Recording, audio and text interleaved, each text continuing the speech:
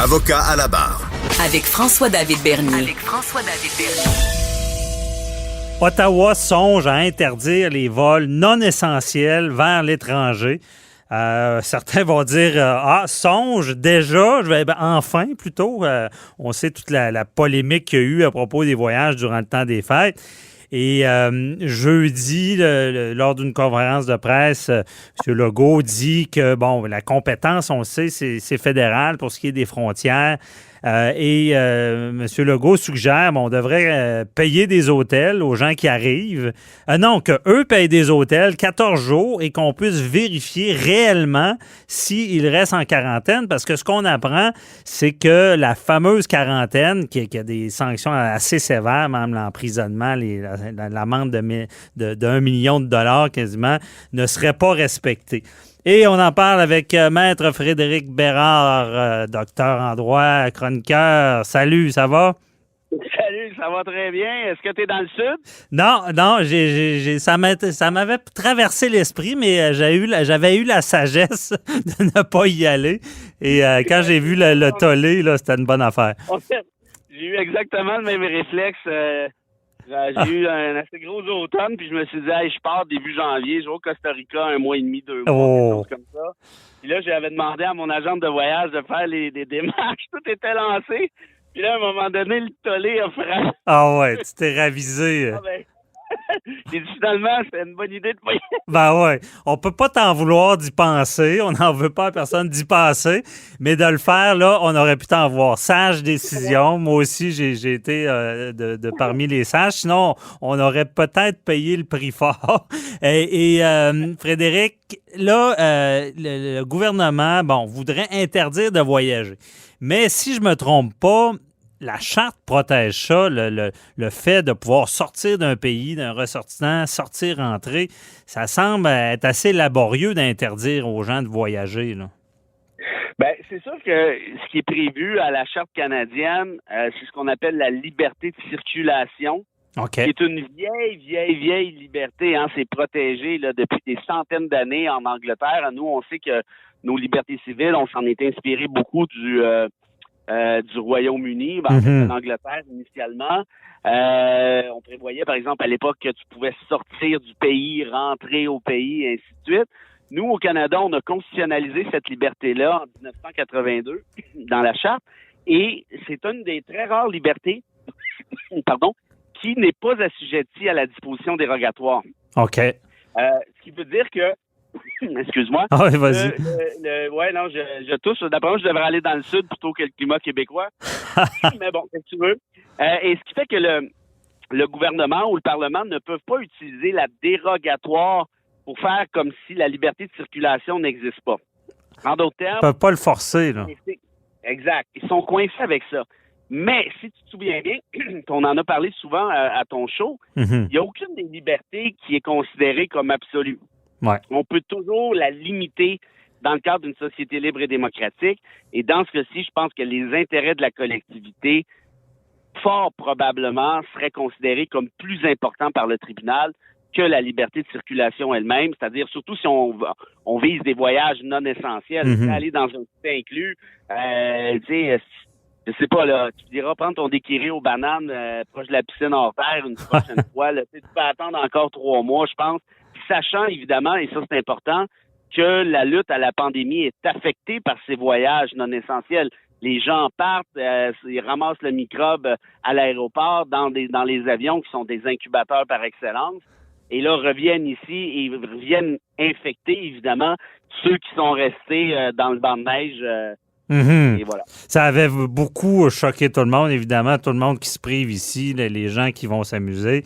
Mais là, on sent quand même, parce qu'il y a une pression du gouvernement Legault qui a toujours été peut-être un peu d'avance sur le fédéral depuis le début de la pandémie. Là, on se rappelle, au départ, on voulait fermer les frontières et le gouvernement québécois disait on fait des efforts ici, mais les frontières sont pas fermées. Donc, c'est comme si on voulait décontaminer de l'eau, mais la champlure est pas fermée.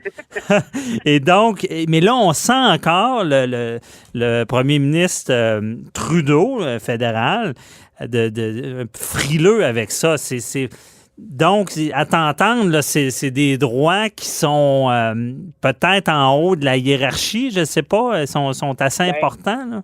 Ben, c'est sûr que quand tu dis qu'il n'y a pas de dérogatoire, tu sais, il y a seulement 3 types de droits au Canada qui ne sont pas assujettis à la dérogatoire. En d'autres termes, il y a seulement 3 types de droits où le Parlement ne peut pas dire, ben moi, je suspends ces droits-là. Mm-hmm. C'est la liberté de circulation, les droits linguistiques, puis les droits démocratiques. Okay. Or, c'est certain que c'est considéré comme des droits avec une certaine importance, de toute évidence, mais par contre, ça n'empêche pas qu'ils puissent être relativisés par les intérêts collectifs, par les intérêts publics, par l'intérêt public essentiellement.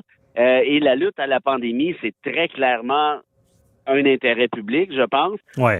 On ferait ce qu'on appelle le test de Hawkes, on en a déjà parlé, le test de l'article 1 de la Charte, qui est de dire, est-ce qu'il y a un objectif réel urgent? Ben ici, oui, c'est la lutte à la pandémie.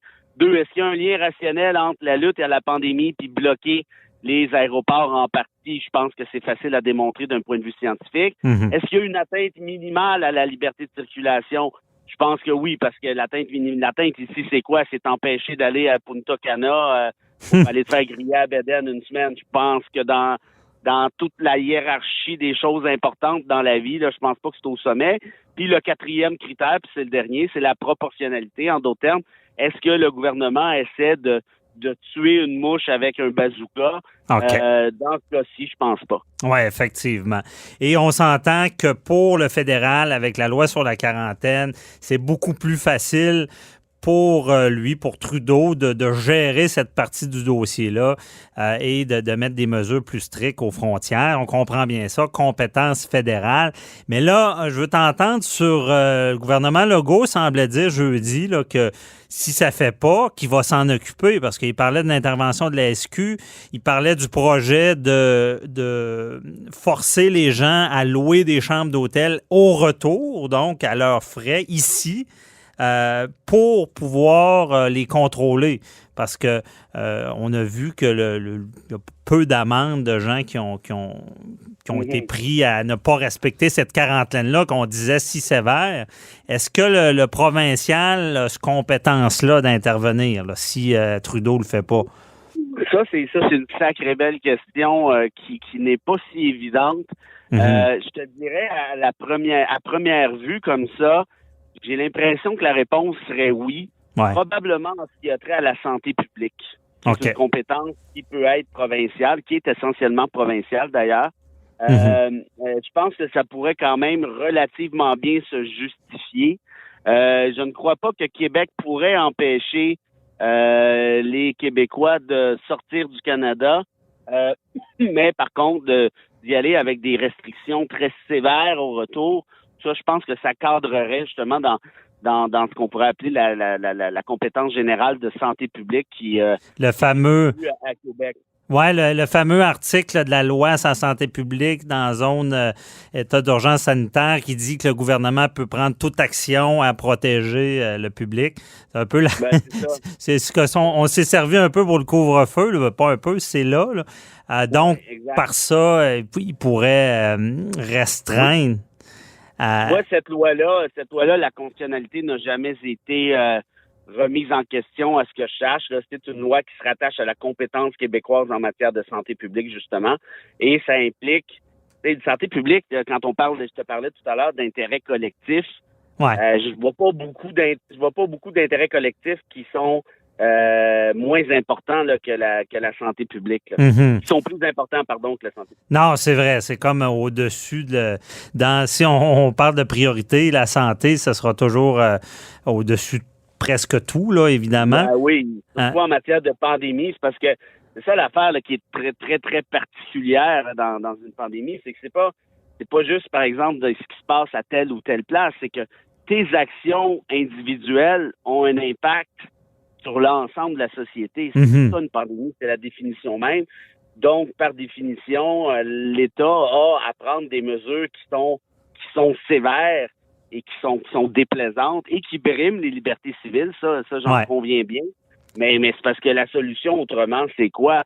Est-ce que vous voulez rester dans un État d'urgence sanitaire encore pendant 8 mois, 1 an. Là, évidemment, on a le vaccin. S'il peut finir par débarquer pour la peine, ça va régler la situation, en tout cas, on l'espère.